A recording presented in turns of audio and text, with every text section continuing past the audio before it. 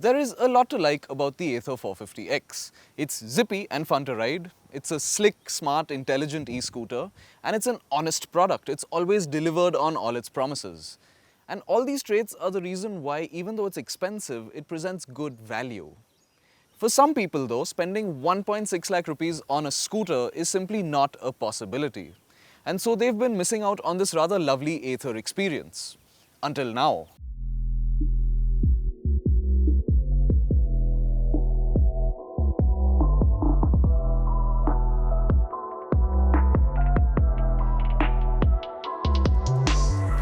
This is the new Ather 450S and it aims to offer as authentic an Ather experience as possible at a more digestible price tag.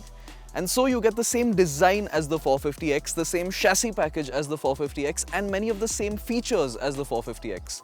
But prices here start at 1.3 lakh rupees. And here's how Ather has managed this.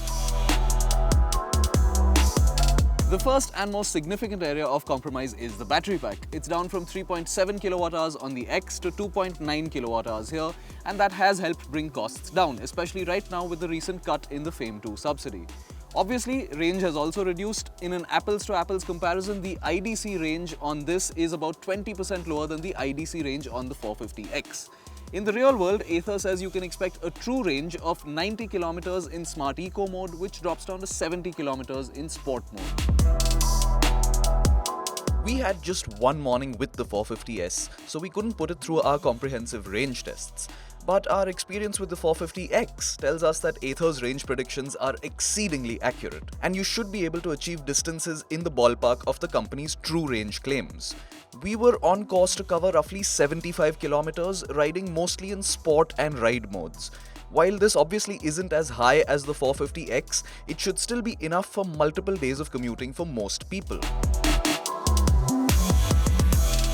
The data that Ather has been able to collect from its customers tells the company that the average daily distance covered by Ather riders is 28 kilometers. What's also nice is that the 450S still supports the same rate of fast charging from the Ather grid as the 450X, which is 15 kilometers from a 10-minute top-up, which is quite healthy. Home charging is a little slower than the 450X. A 0 to 80% charge will take 6.5 hours, while 100% will need an additional 2 hours. The other big change here is the display. Gone is the 7-inch TFT touchscreen and in its place is a more basic color LCD display. But it still feels very Ather. You get the sense that a lot of thought has gone into it. It's packed with features but also intuitive and easy to use. The first impressions are that it's a sharp and colorful display. Like many LCD displays, it comprises a number of segmented panels that display text and numbers. But where the industry standard is 14 segment panels, Ather has opted for more intricate 18 segment panels in most cases, and that means everything looks nice and crisp. And then there's also the sheer amount of information and the number of segmented panels all over. Many of the UI elements from the 450X's TFT screen have been carried over, including the ride mode indicator and the wings of power that show power consumption and regen status. There is Bluetooth connectivity on offer here and it's quite comprehensive, allowing you to take control over music playback and phone calls. You can play, pause and seek music and answer or reject calls if you're wearing a headset. The right half of the screen is dedicated to navigation. Now this is a turn-by-turn system but a significantly better one than most others on the market. Where most systems can only show you the 4 major directions, straight, left, right and U-turn, Ather's system once again uses an intricate segmented display that can show you things like oblique intersections and even roundabouts. And this takes a lot of guesswork out of the equation. The only area where the screen can stand to improve a little is brightness. It does get automatic brightness adjustment, which is a segment first feature, but even at maximum brightness, the white on black scheme can become a little difficult to read under direct bright sunlight. Since there are no touch controls for the screen, Ather has had to redo the switches, so you now get a joystick on the left and a one-touch reverse button on the right.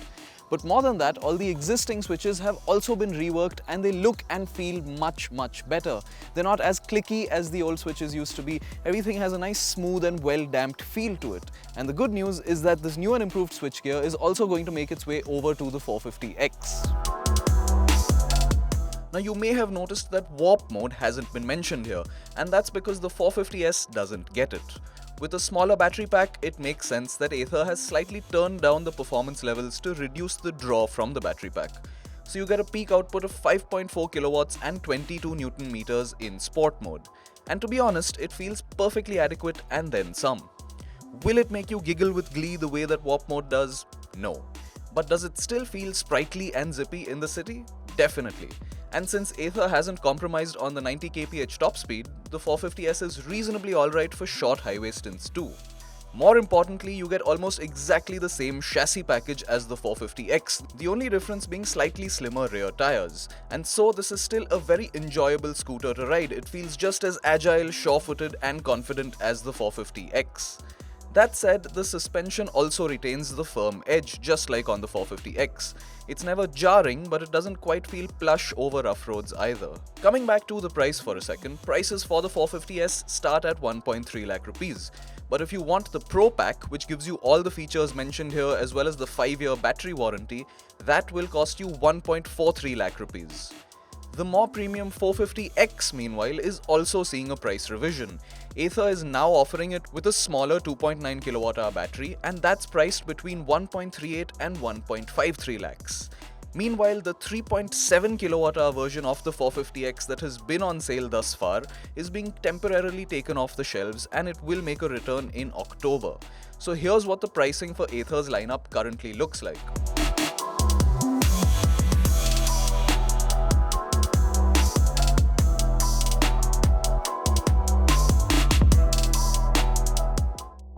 For the past few years, we've been living a skewed reality as far as electric vehicles are concerned. And with the helping hand of the FAME subsidy now beginning to fade away, we're getting a much more realistic idea of where things stand with respect to electric scooters. And the Ather 450S is here to tell you that things aren't all that bad. Yes, it's down on range, but it's still got enough and more for most people's daily needs, and Ather gives you a bunch of ways to conveniently keep your scooter charged up. And yes, you miss out on the fancy touchscreen and some of its neater features, but there is still a lot of convenience and functionality in this new LCD display, and overall this still comes across as a smart, intelligent, well-designed product. And it does all this while still retaining the fun-to-ride character that we know and love, of course with gentler acceleration.